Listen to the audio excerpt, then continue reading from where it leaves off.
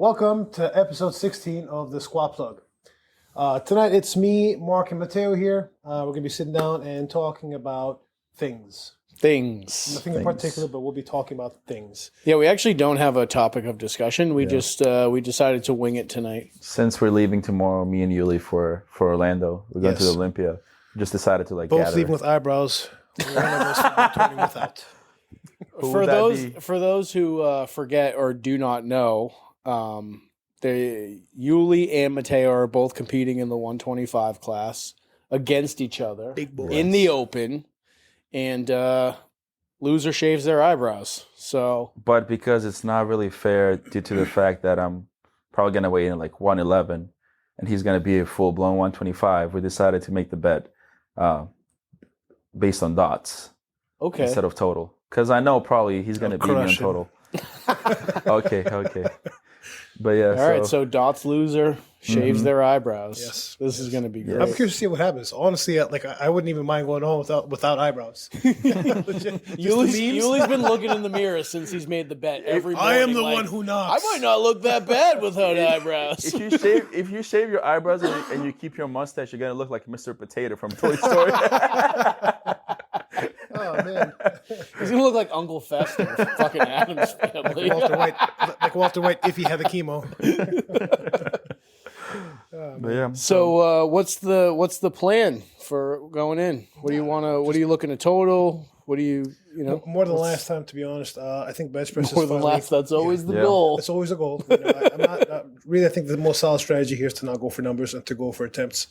That's the mindset. Bench seems to be on the rebound. Coincidentally enough, I have a raging upper respiratory tract infection, per usual. That's why you just coughed. Yeah. And bench is coming back, usually when that happens. So we'll see what takes place there. Squats are pretty robust right now, to be honest. Deadlifts last session seemed pretty fucking phenomenal. But it doesn't necessarily mean I'm going to have a fantastic meeting. We have yet to see. I was just in California recently, and that flight really did do a number on my body. The flight back, bro. Combined with your advanced age, it's a recipe for disaster. Yes. Practically dematerializing right now. Yeah. I took I want to say like 6 NyQuils on that flight. Yeah, I picked him up from the airport. He literally just asked me if I had cough syrup. Yeah. I picked him up from the airport, right? And he sat in my car and he goes like, "Oh yeah, my back feels really good right now. That's bad news for you." Bro. I'm like, "Bro, I think it's the NyQuils right now. That's why you're not feeling it." "Nah, bro, I'm really good, bro." Then yesterday we went to the gym together and he goes like, "Yo, actually, bro, my back is fucked." I was like, "Hey, I told you." You guys went to Adelante? Yeah. What were you doing there? You guys are all over the map. It's We're trying to evade testing. No. We are not in the testing pool. It's just like a good luck thing for me. It's just like right before my meets, I always go to Adelante. It's like a fair enough. All right. So what are you? I'm superstitious. I'm superstitious. That's what it is. I literally told him I'm going to Adelante. If you want to come, just come. I'm gonna go no matter what. But I'm gonna come. Fair enough. I'm gonna come. So how are you? What are you looking to hit at the Olympia? I mean, we just competed at nationals, so I'm not. You think you're gonna be able to beat the total? You'd be just happy to match your total? No, if I match my total, I'm definitely getting my eyebrows shaved. So I don't want to. So I have to Unless I fuck up, I mean it's a possibility. Oh, there's a really big possibility. If you see my track record. But no, spotty. I've gained a few pounds, like 3-4 pounds since nationals. 12. And feels. You got a couple more days too. Yeah, and I'm not hurt this time around like I was for nationals prep, so I feel a lot better than. And you don't have to watch your weight or anything. You could no. I mean, I never have to watch my weight. No, but still, there's no possible way you can go over. Unless I be underweight. No, of course not. But you sit pretty close to 242 though, right? Like in the mid. So right now I'm like 111, but so I'm like 244. Yeah, but normally, when you're getting close to competing, you still sit around 238. Yeah, pretty much. Yeah. That's around So you never know. You might. So there's always I always that have that little risk. Yeah. But you're not going to gain 20 pounds. Honestly, if you show up to weigh-ins and you're light by 2 pounds, you literally go in the back, chug of water, and you're fucking good to go. Yeah, it's not even an issue. Pretty much. I mean, it's not like you need to fucking show up. You need to ask for a special weigh-in time. Yeah. Hey, it's within the rules. as they said. It is within the rules. It is within the rules. It's Yeah. not like you're bragging about the fact that weigh-ins are easy or anything like that. No, I mean, weigh-ins are easy for us because we don't have to make weight. We just walk in. What did we say before we started talking? I don't know what do we say. How long have we been talking for? It took him. We were less than 10 minutes before he brought it up. 10 minutes. More about 3. But yeah, let's go back to me. Ooh, let's talk about. I'm going to make this about him. Yeah, let's make this about me. Let's make this about me. So I feel a lot better compared to like how I was feeling for nationals. But this time around, I'm deadlifting conventional. It's the first time ever in a meet that I'm doing very it. experimental. Yes, I'm decided to We experiment. might go full Ashton here. Yeah. 3rd attempt sumo. Oh yeah. You're If just gonna we switch start it up. working out, I might just like come out and Conventional like just switch. feels off today. I think I'm gonna go out and play sumo. But now my conventional and my sumo have always been like really close to each other. He's the gym. We got parity between both of them right now. They're both like equal, it seems. Yeah. And like right now my conventional is on the come up because I've gained weight and I feel a lot stronger. And because of the weight gain, also like my sumo feels horrible. And I haven't been able to figure it out since after the meet. So I'm like, you know what? Since it's just like a experimental meet, I'm like, I might as well just try it, see how it goes. And so that's the only thing that I'm not really confident about. But I'm pretty sure my squats and my bench will probably be an all-time PR. And we'll go from there. 305, 210. 305 would be 305, 305, 210. 305. If I'm feeling really, really good, maybe 310. Squats? Yeah, I mean, I failed 307 in nationals, right? I think you had that 307 as well, by the way. I think I didn't, but you can think otherwise. It was heavy. It was really heavy. I've seen him before with. I've seen him before. I've seen him. weights. I seen him. He lost positioning there. He got into his own head. Nah, and, it was he missed just the lift. heavy, bro. It was He was just absolutely there. okay. But I think if I can All right, squat, it's 305 to 310. We'll call it. yeah. A range. If I You should have bench a good if I squat bench 210, I'll be ecstatic. I'll be like, I think it's in the cards. I based on think what's so been too. taking Like place. it looks good. I mean, I haven't. The thing there's like usually What was your third attempt at nationals? 205? 207, 207. but I failed it. But you failed. I got 205. You did get 205. But you smoked 205. Debatable. That's the thing. Was it? I don't really- I'm looked, sorry, I looked don't really good. remember. It looked good, but my thing is like my bench looks good until it just falls apart. Yeah, that's fair. And also, I don't know what happened that day, but like on bench, I was like literally passing out. Like I finished my attempts.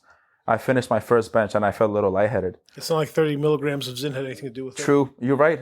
I think. So anyways, I'll get to that in a second. But second attempt, I finish it, right? As soon as I lock out, my whole body gets numb. I'm like, fuck. Don't pass out right now. Just rack it, and then you can just pass out on the bench. So I rack it. I rack it. I get up. I look at my handler. I'm like, bro, just go up 2.5. I'm probably going to fail it. Like, I almost passed out. He was like, okay, yeah, whatever. And, yeah, but the Zins probably have to do something with it. Because The what? What do the you say? Zins, What the fuck is that? Like the caffeine pouches. nicotine pouches. Remember? Like what? Oh, No, no. Caffeine pouches. You hear me? caffeine pouches. But, Yeah. Caffeine pouches. What happens is like on bench, it gets me a little too amped up. So like I get what's it called? I get Lightheaded. lightheaded. But so I think this time around I'm not gonna take any for bench. I'm gonna take only for squats and deadlifts. It's because this happened as well. Like I didn't even know that was really a thing. yeah. Zyn? I mean Yeah. yeah. people were All over the place. Really? Yeah. yep. Oh yeah. What does it do? It's a stimulant. It is. I mean people were It is indeed anabolic. Like nicotine. It Yeah, has nicotine- actually been shown to be ergogenic. Stronger by Science did a whole. Well, just because it's a stimulant doesn't mean it's No, but it's, anabolic. no, but it's legitimately ergogenic. So Stronger by Science did an episode on it this. gives you like a little bit of an adrenaline Yeah. boost if Greg like, Knuckles Interesting. extracts are about a year and a half, 2 years ago, whatnot. You can see it on YouTube. It's pretty interesting. I mean there were people vaping in the backstage. Oh at my the- god, I saw that. Anti-American That vote. was Yes. I mean I get it though. Like I understand. no, that was ridiculous. Okay, hear me out. You Hear me get a dude. You're a fucking athlete. You're right. And you get a there's a shot of you vaping. You could when you're just about pop to his in and like it would be a just lot more discreet, right? pop But his like in, yo. I understand where they're coming from. Like it I don't helps. mind it either, but like legit. But it just there's a time and place to do it. Maybe go behind the scenes and have some courtesy because I mean WRPF isn't just like an untested like a federation. It's a tested federation. It's a federation with juniors. It's a federation with teenagers. Mm-hmm. And they talk about wanting to grow the federation. I wish them all the best in this regard. I mean, what was these in kind of that behaviors. vape? That's a question. I mean, Nah, I'm it pretty is sure. tested. I'm pretty sure it was a Was regular it crack vape. rocks? I don't know. Do they even? Is that a thing? I don't even know. Well, I mean, crack rocks is apparently ergogenic, according to. Have you seen those videos? I think you've seen those videos with the guy carrying the fucking LT. fridge. Carrying the fridge on Oh a my fucking God. bicycle. Bro, forget That's about that. wild. Yo, bro, LT back in the 90s, man. Oh, dude. We need Brian right now. So LT, he's like, like a defensive player, or like back in the 90s with that. Oh yeah. Okay. No, I want to hear that. I don't know He the used story. to literally smoke these fucking linemen and quarterbacks and like fucking running backs, just destroy them. And he like amped up energy. He was like the guy's fucking cracked out. Turns out he was actually cracked out. He would fucking like fucking take hits of a crack pipe before his fucking. Oh my yeah, God. baby. You know? I know.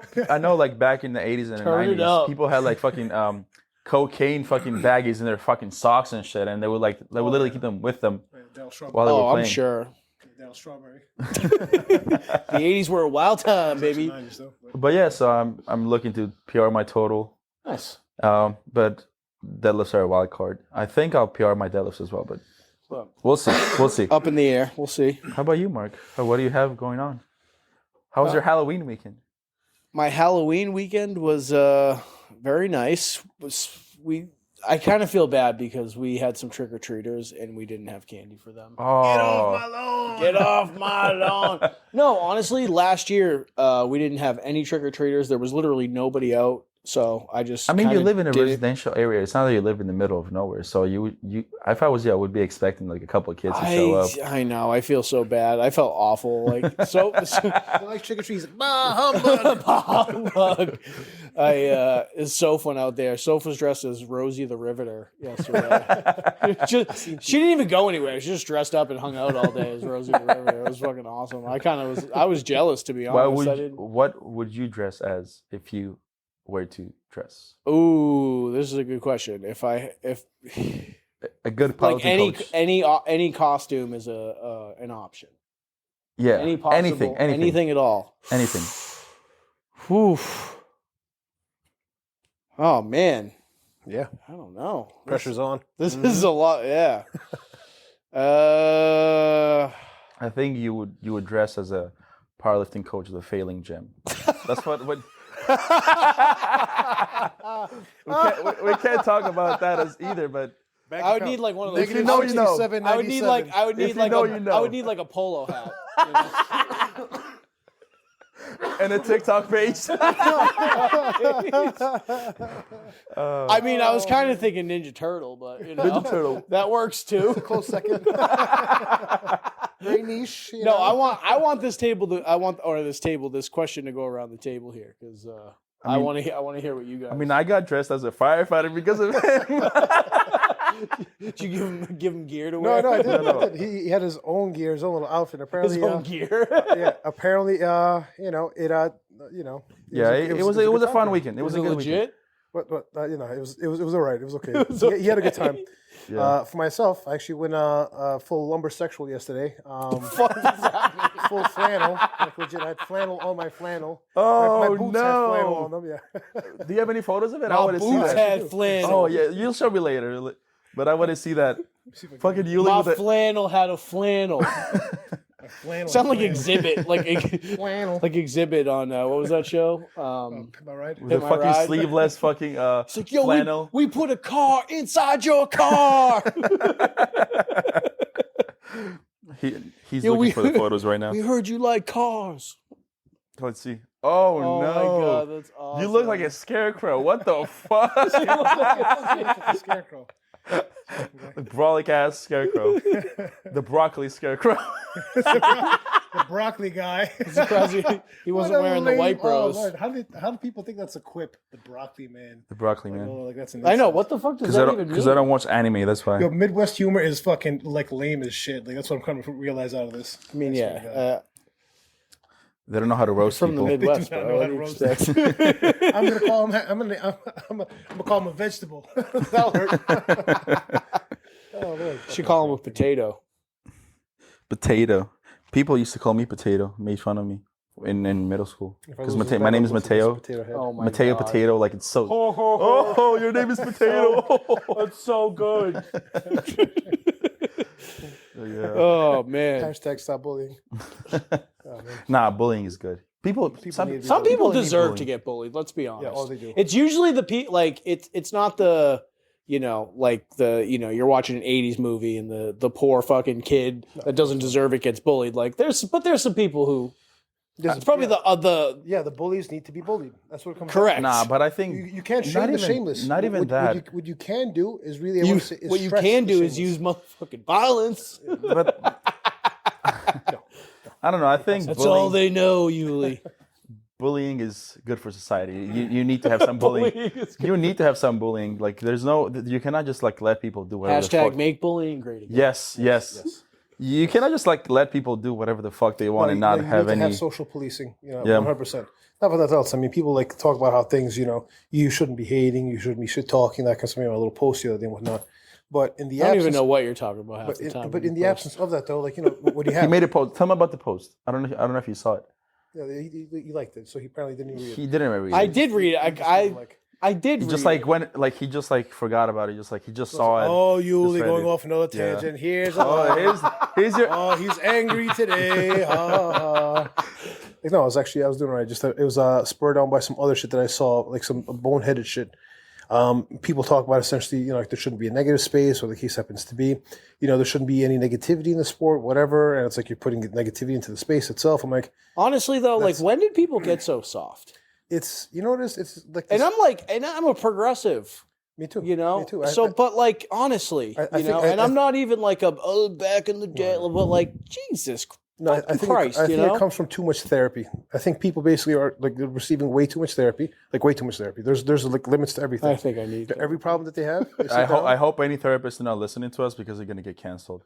And we're gonna lose the eight listeners we have. If any of them is a therapist, they're gonna stop listening to us after this. But you can keep going. You can keep going. Like I've spoken to therapists about this as well. There are people basically for every situation in their lives they refer to therapists, Yeah. and people whatever to cry about it and all that kind of stuff. They provide consolation, and they give them the tools to work with to address their issues and whatnot. Him, you say it like therapy is a bad thing. No, it's not a bad thing at Sometimes all. you have to take it. It's not. But Sometimes you anything have to take it to the extreme- chin. Anything taken to extremes and whatnot is a bad thing. Anything you do, like basically, if you don't develop the ability to be self-sufficient, and all you do basically is outsource all your problems to a certain person to placate you and to make you feel better about things and whatnot, I what don't kind know of if that's what therapy is. A Though. lot of people treat it like that. Many people treat it like that. Yeah. Yeah. It's Because a common thing in this day and age. I guess that's fair. like don't they know. don't want I to just- deal with their issues, so they just think just by having a conversation with a therapist that they're just going to the problem's disappear, gone away. magically going to disappear just because you mentioned it to somebody else. Lo and behold, the job dynamics are the exact same. The stress is the exact same. The anxiety is still there and whatnot. Nothing has improved. Because they're not tackling their issues head on. And so I see this happening a whole lot. Not to be like a fucking philosopher where the case happens to be and shit like that, but this is something that I'm a I philosopher. observe. I've Okay. seen, I guess, I have a particular question people for do both it of you right now, based on that. Have you noticed that at all with any of your lifters, like that they need like constant babysitting and like they Yes. need to be like literally taken by the hand and like, like you're like, Like not really. To like what? Like what do you mean? Elaborate a little more. like let's say somebody like they have like a bad training session and like then they just cannot function without you telling them, actually you're doing a good job, actually keep it up, don't let yourself down, like don't beat yourself up. Honestly, Like as far as that's concerned, no. On No? my end. At least not of late. yeah, There are people basically who do need to be told that they're doing well when they're not doing well, and I'm not going to be the one to tell them they're doing well or not doing well. Some people Well, take no, issue with that. I feel like as a coach, you need to be firm but Yeah, no. fair, You need to coach. and you need exactly. You can't. Yeah, you're not just there to give pats on the back and give high fives and tell your people how good they're doing. know. You do that when they are doing well. Yeah, But yeah, no, I really think you need to be firm on certain things. I agree. But there are people out there who do fall under that category and whatnot. I think the one thing I've been noticing, like that I deal with, which I don't mind, it is what it is. It's part of my duties. I think somebody pays me X amount of money per month. I think maybe the least I could do is respond to the questions and that kind of stuff. Would be I would say like RP checks, that kind of stuff. I do know some people are really reliant upon RP checks, and I think the best thing a person can do while training is instead of trying to like have somebody to outsource the RP, is to focus on the training session itself.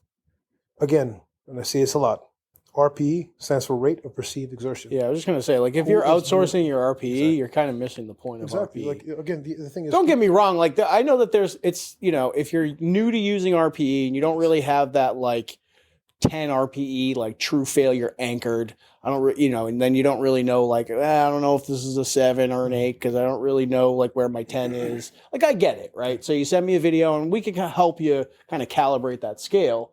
But like at the end of the day, it's still you perceiving the exertion, Precisely. right? So rate of perceived exertion, and you being the person who's doing the perceiving here. correct. So I think what matters there basically is a person to be honest with themselves, to refer to film, to be honest, and to work off of that. I think coaching is not RP checks, and it really isn't. Coaching is basically problem solving. To me, yes. To me, it's problem solving and teaching people how to train. Yes. Yes. Because if you actually teach people how to train and give them that autonomy, then they're not going to be in your DM all day long. Yes. Am I doing this right? Am I doing that right? Did I make the right decision? Right. Well, Ylli still has that issue though. There's a lot of people who do. So it's honestly, it's not as much as it was before, particularly as of recent. Yeah. I find that the people basically are developing that autonomy. Now he's been missing fewer lifts lately, so he's being a better leader. So anyway, it's because James put him on the fucking pocket prison. That's why. As if that stopped him before. I've been in the pocket gulag. Yeah, I remember the moment when I went off program. I remember that day when you got blocked and rebelled with a 765-pound deadlift attempt on a noodle bar with fucking pound plates. Yeah, blocked. and then he got blocked by his own coach. Yep.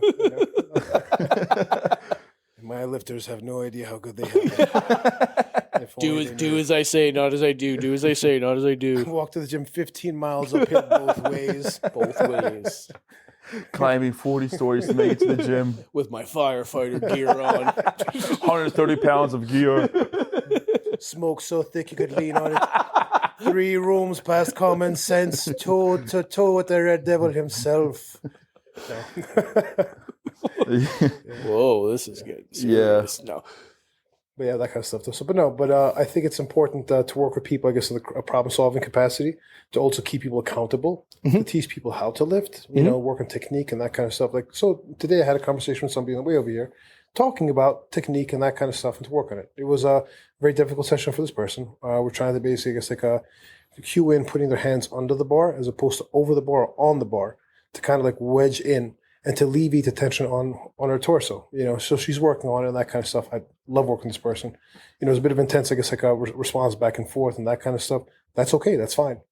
These things basically. I mean, people get emotional. Yeah. Well, it's not even emotional.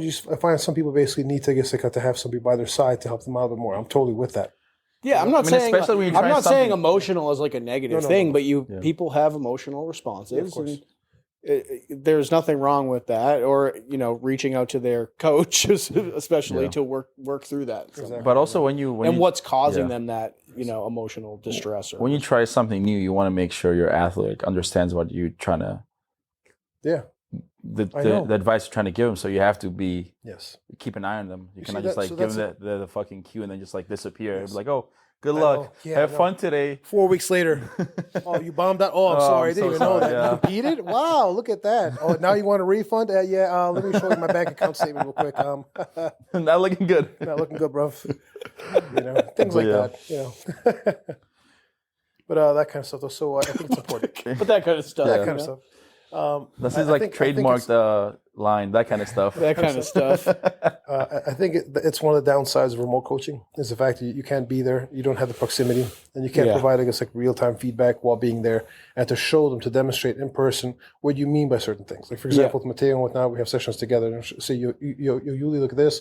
This is what I'm doing over here. What do you think about this? And we'll be there together, and I'll give feedback. But a lot of times he'll give me the feedback, and I don't want to hear it. It's just... Well, it's part of it. There's times that, me personally, coaching. as a person, I'm like, I cannot understand cues when other people give them to me. I have my own cues that work for me. So that's to his credit and whatnot. I do, and to support what he says there, he does respond very well to his own cueing series and whatnot. And it works for him, as evidenced by what takes place here. On occasion, we'll come up with something whatnot experiment. Maybe he'll take and whatnot. He tends to be a little bit resistant, but even then, if he sees that something isn't working out, he will defer to me. Yeah.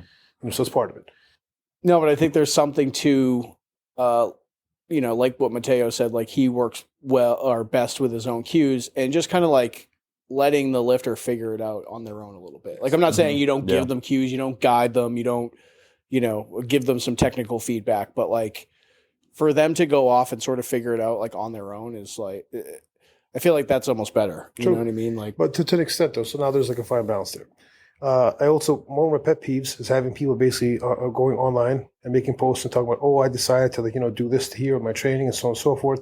And I'm looking through DMs, I'm looking through texts. I don't see any of that being mentioned there.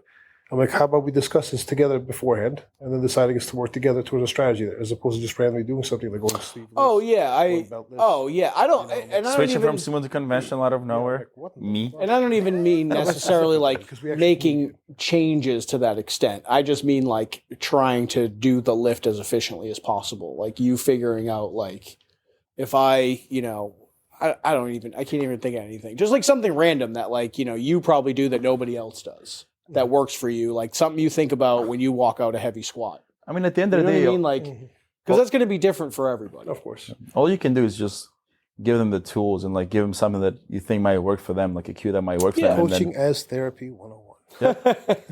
But also, there's these coaches out there that they just give those cues and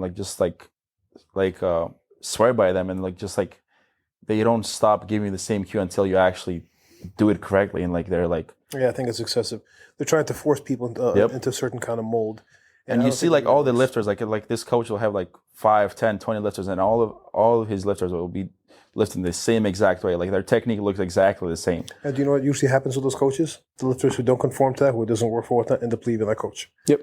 Yeah, so usually what happens, because when you have an inflexible system of that nature, whatnot, what's going to happen is people don't respond. They're going to fall by the wayside. Mm-hmm. You have to adapt to that. Yeah, no, 100%.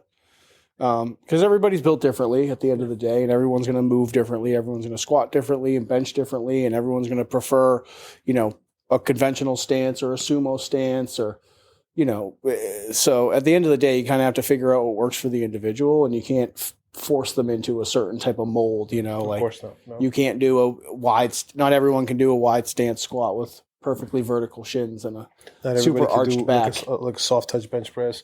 Not everybody's built for sumo, that kind of stuff. Yeah, so like you have to kind of guide the lifter to figure out what works best for them. But do you ever try to you two as coaches? Do you ever try to like tell to one of your lifters to actually, let's say they're a sinker and like their bench looks horrible. So like let's say for example, like are you trying to like tell them like maybe you should try a session with like a soft touch to see how it goes? So that's why I really like variations, right? Because if you're going to say bench in particular, we all probably bench 3 to 4 days a week, right? Mm-hmm.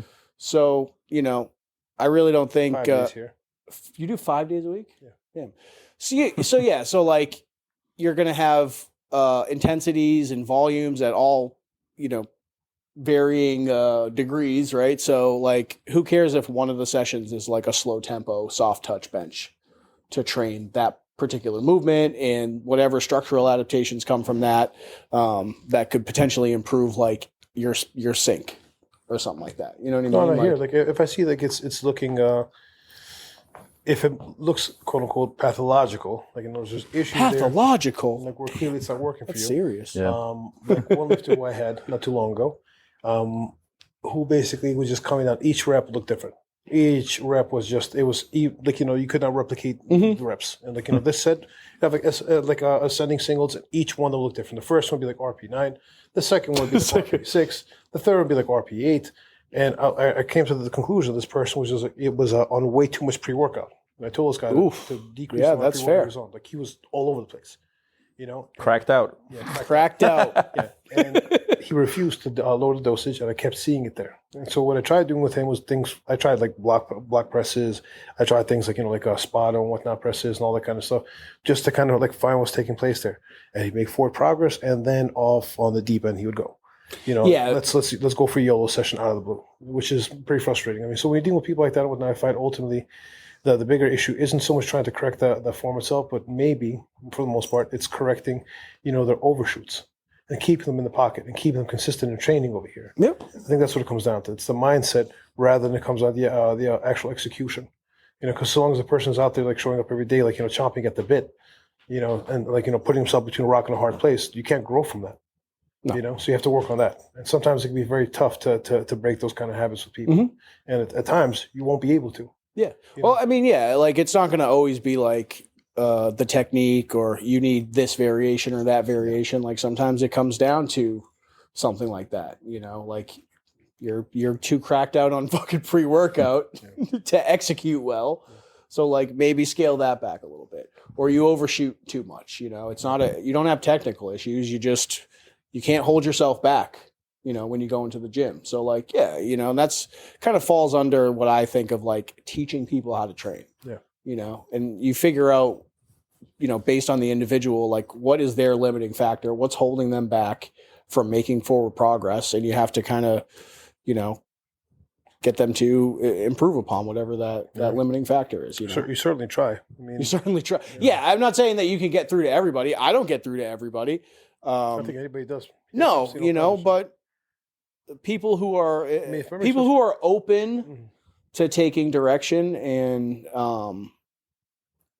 I guess that's really it. Like open to taking direction do far better than people who are always closed off and they want to fight with you all the time. Because I have people like that too. They want to push back, and I feel that's probably Mateo with you. But you guys have a close relationship. It's a little bit different. But like if from a remote coaching standpoint, if I am working with someone, particularly someone who I've never met in real life, but we have a relationship, on Instagram, and like I'm doing everything in my power to get you better.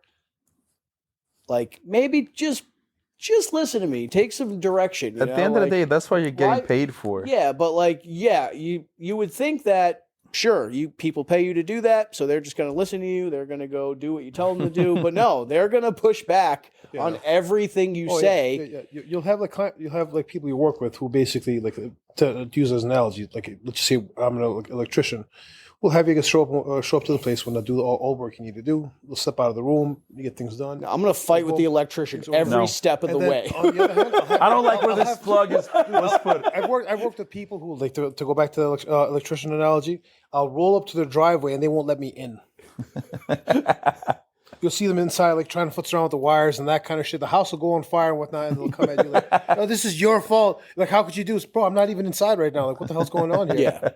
Yeah, No, but I get like as an athlete, you want to kind of maybe understand the program and understand the direction, and I'm same, and I'm always willing to give explanations and have discussions about the program, and I'm always even open to changing the program based on your feedback or preferences or whatever.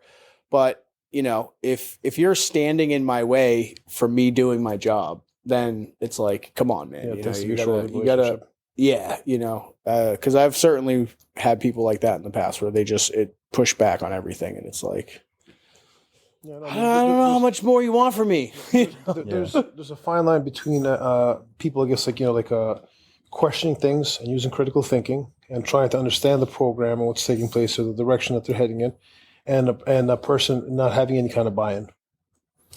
There's a difference between the two of them. Yeah, I feel like and I feel like you can have each of those to varying degrees. Like you can be a little skeptical, and but still have buy-in, right? Yeah, of course. And you can still just be kind of curious and want to know like why you're doing certain things or whatever. But I don't know. I feel like if the athlete is getting in their own way when they're constantly over analyzing every piece of the program. Because like it's my job or our job, right, to kind of zoom out and look at everything objectively and say, all right, well, maybe we need to adjust these pieces so this piece works better or whatever the case may be. Like we're looking at all the puzzle pieces to try and make the things we want better, right? Yes, of course.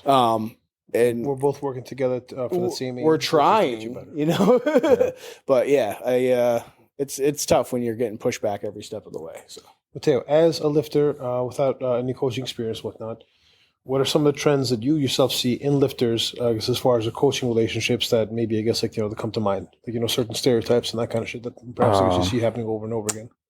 I think like a lot of times athletes will do bad at a meet or like a couple meets, and instead of just like reflecting back on their own actions, they just start blaming everything on their coach. And a lot of times I feel like some athletes like will have a coach just because of that. They're like just in case they do shitty at a meet, so they can or their training is not going well. They look back and like, oh, yo, no, it's not my fault. They have someone to blame. Yep. They need their therapist right there just to blame. Because I was them. going to say, like, when you mentioned the meet, I was like, I can think of people just do that in training. Yep.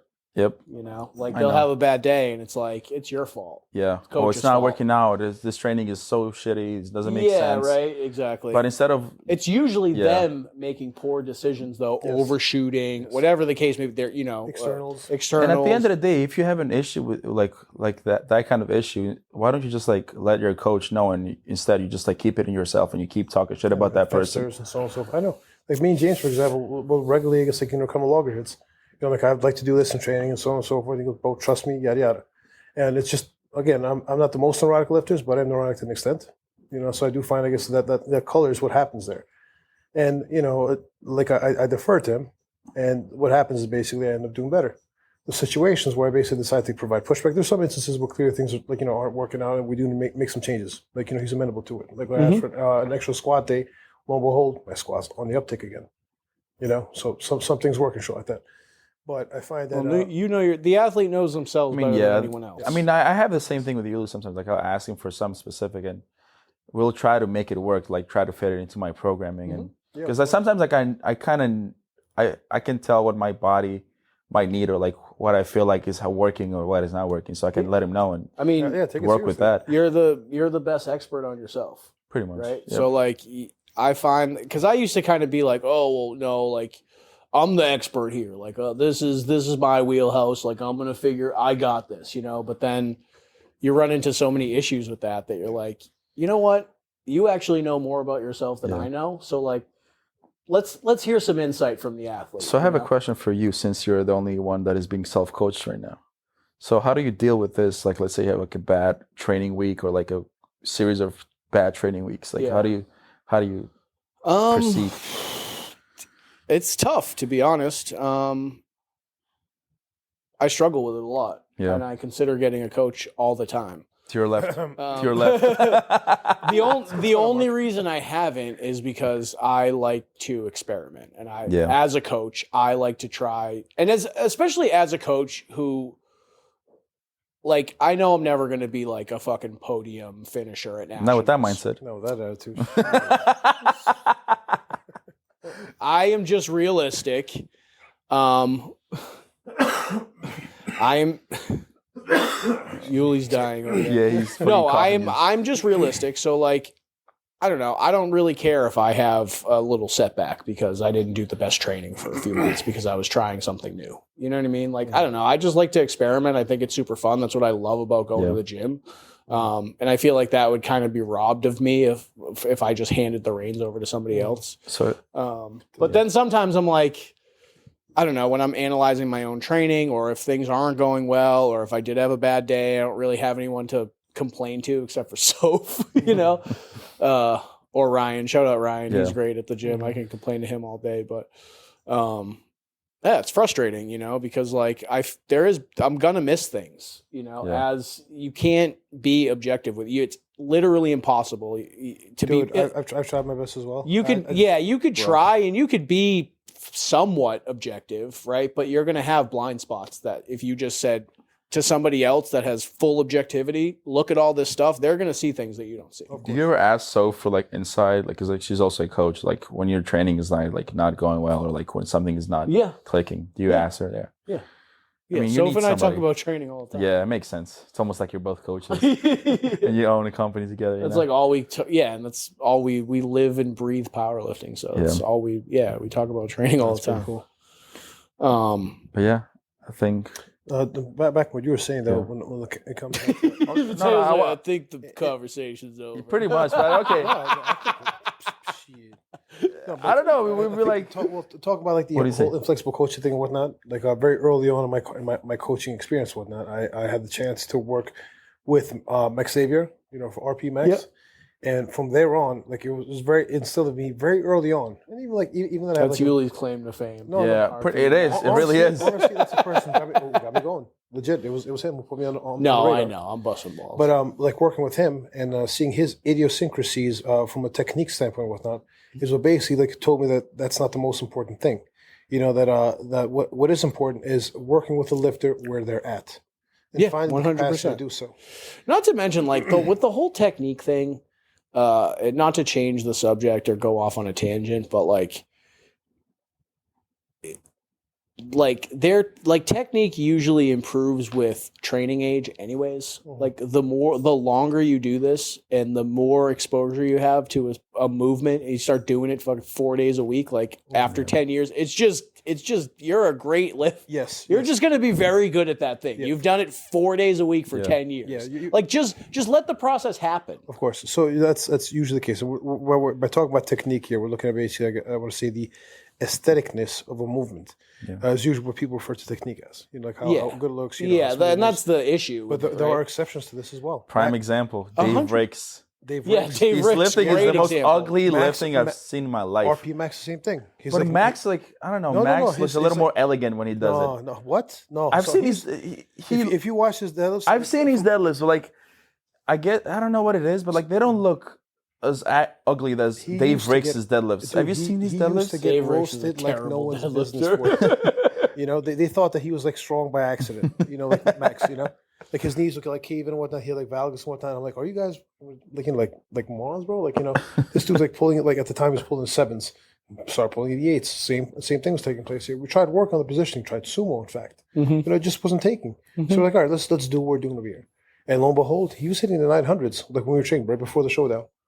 And then double hernia.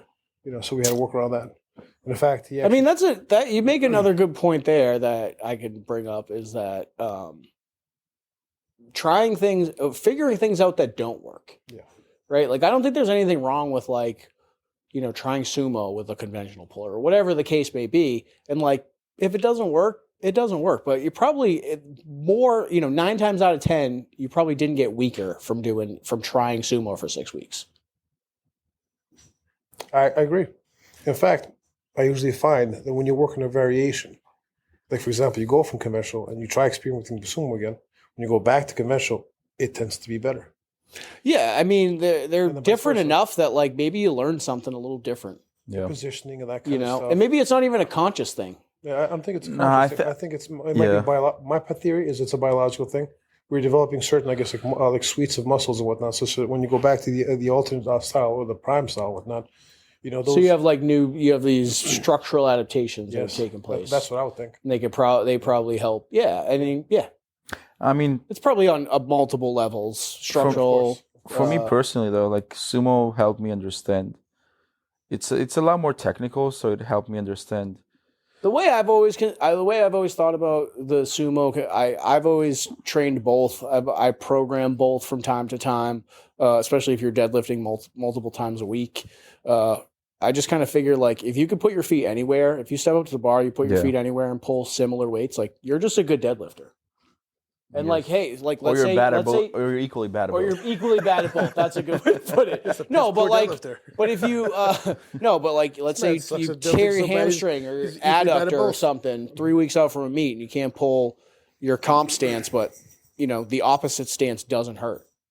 But you can pull similar numbers, like sick, But if you haven't been training one, and all you got is your conventional or your sumo, and now you got nothing for the meet.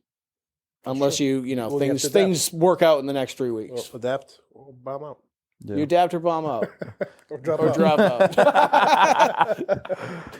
Yes. Adapt Adapt or quit. or Adapt or quit. Oh, Lord.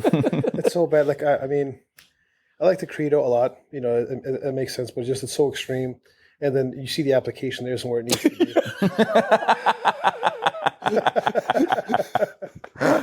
Sorry. We're being bad right now. We're being naughty. It's like being really extreme naughty. to the point of war. Like, I know. I'm gonna die. I'm gonna die. for this. adapt or I'm gonna die for this Wait, shit. my lower back kind of I'm hurts. gonna right just now. drop I'm out of pulling the meat instead. Dude, it's Man, wouldn't last 5 seconds on a battlefield. Have you ever been on a battlefield? No, No, but I neither would have if I. I could. If my back wasn't hurting, I would. Yeah, no. It's not like I filled out a fire academy. Yeah. Yes. Okay. All right, that's a good note to end this podcast Yes. on. No. But yeah, man, I don't know. Yeah.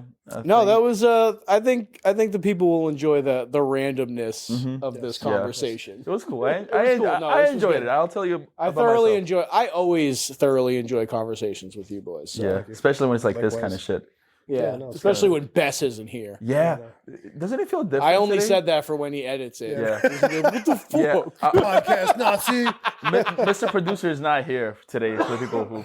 Yeah, listening. yeah. Bess is our. But it Bess does is our feel a lot more producer. relaxed right now, right? Is it just me or is No, It's because he's not sitting you don't there have- you don't- yeah. pointing at his watch. Well, they're not really close. change the topic? No. Best lends structure to this shit. I mean, Yeah, he he is like, does. what He the does. It fuck? really does. There's no structure to this at all. It's No, like pure No. no, there's not. But it's Once, fun. when he listens to this, he's gonna be rolling his eyes over and over again. I think he's gonna be like, laughing oh, right now. I know for a fact that as soon as he listens to this, he's gonna DM us and be like, "Oh my god, guys, I got so much work to do with this one." Thanks, guys. Oh man, we don't deserve best. Yeah. Oh, man. We love Best though. He's a good dude. Yeah, but yeah. Best star. All right, and fucking on that note, bye everybody. Yes. All right, guys, thank you guys for Till next joining us. time. Have a great night and happy weekend. Peace. A happy weekend. This was fun.